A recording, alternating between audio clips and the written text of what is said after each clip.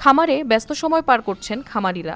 আর কিছুদিন পরই মুসলিম ধর্মের দ্বিতীয় বৃহত্তম উৎসব পবিত্র ঈদুল আজহা, আর তাই যেন দম ফালানোর ফুসরত নেই খামারিদের।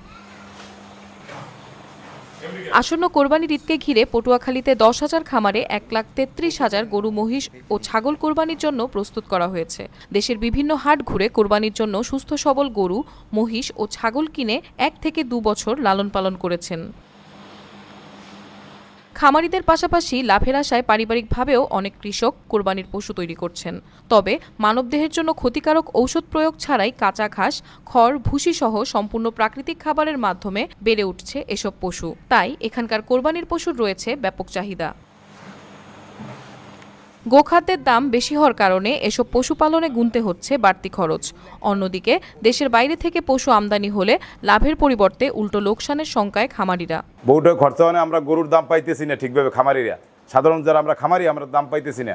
ধরেন যে দেখা গেছে ওই যে উত্তর অঞ্চলের গরু, তারপর ইন্ডিয়ার গরু, হ্যাঁ, তারপরে যে মিয়ানমার দিয়ে গরু ঢুকলে আমার গরুর দাম পাইতেছি না। হ্যাঁ, আমরা খামার ধরেন যে লস। এর একটা গরু ধরেন যে 2-3 বছর এই গরুটা আমি পালি, 3 বছর বাচ্চা দেখতে 3 বছর 3.5 বছর বয়স হয়েছে, এই গরুটা আমি পালতেছি। এখন যদি বিক্রি করি, যদি আমি নিম্নত ধরেন যে কিছু টাকা যদি ব্যবসা করতে যাই, হ্যালো আমার 6 থেকে 7 লাখ টাকা বিক্রি করা লাগে। এখন ব্যবসা তো ভালো কথা, এখন চালানাইলেই আমার যথেষ্ট। গরুর মানে যত্ন রাখি, কিন্তু আমরা যে যত্নটা আমরা হিরো আমরা দামটা পাইতেছি না, কারণ আমরা তো ক্ষুদ্র খামারি, আমাদের তো মানে অত নামডাক নাই।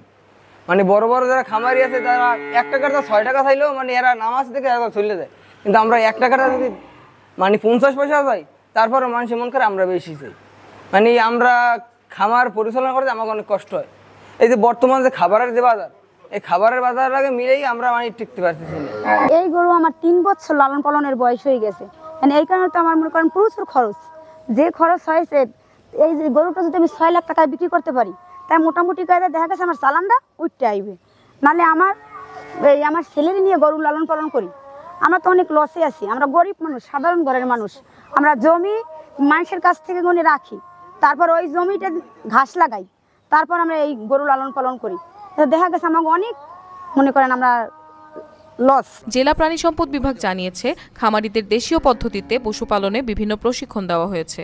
প্রাণী সম্পদ বিভাগ আমরা বিভিন্ন কাজ করে থাকি, তার ভিতরে এই গরু মোটা তাজাকরণ একটি অন্যতম কাজ, যাতে তারা নিরাপদ গরু উৎপাদন করতে পারে। তার জন্য আমরা বিভিন্ন উপজেলা পর্যায়ে অবহিতকরণ সভা প্রশিক্ষণ তাদের দিয়ে থাকি এবং তারা উৎসাহিত হয়। এটা প্রাণী সম্পদের একটা গুরুত্বপূর্ণ কাজ। আর পাশাপাশি আসন্ন কোরবানি উপলক্ষে আমরা যাতে নিরাপদ এবং সুস্থ গরু সরবরাহ করতে পারি, তার উদ্দেশ্যে আমরা প্রতিটি উপজেলায় আমরা স্থায়ী এবং অস্থায়ী যে হাটগুলো রয়েছে, গরুর হাটগুলো রয়েছে, সেখানে আমাদের প্রাণী সম্পদ বিভাগ থেকে ভেটেরিনারি মেডিকেল টিম কাজ করবে এবং এটা আমাদের নজরদারিতে থাকবে, যাতে অসুস্থ এবং অস্বাভাবিক এবং হরমোন মিশ্রিত অথবা স্টেরয়েড মিশ্রিত গরু বাজারে সরবরাহ না হয় এবং আমাদের খামারি ভোক্তা পর্যায়ে না যেতে পারে, সেটা আমরা কঠোর হস্তে নজরদারিতে রাখব। সম্পূর্ণ দেশীয় পদ্ধতির পশুপালনে খামারিদের আগ্রহ ধরে রাখতে পশুখাদ্য সহজলভ্য হওয়ার বিকল্প নেই বলে মনে করছেন সচেতন মহল। নিউজ ডেস্ক, সারা বাংলা।